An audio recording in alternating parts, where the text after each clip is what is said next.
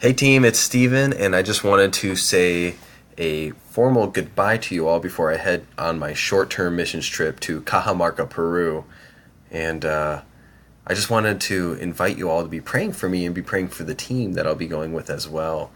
We just got notice that we're doing an evangelism event there in a coliseum, and there have been 6,000 tickets sold. And so we could definitely use your prayer because I have no idea what the details are or any semantics.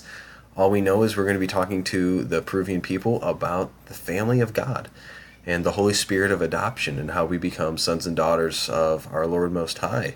And so, gang, if you could be praying for me, be praying for our team, praying for our travel, and most importantly, be praying that we'd be just joining the Holy Spirit and what He's already doing in Peru and in the hearts of the people there. Be praying for our weekend services teams as well. If you see an opportunity to jump in and help out, please do, because I don't know, anything can happen at any given moment, and I would love to have your help on the weekend services. I love you guys, and I'll see you in 10 days.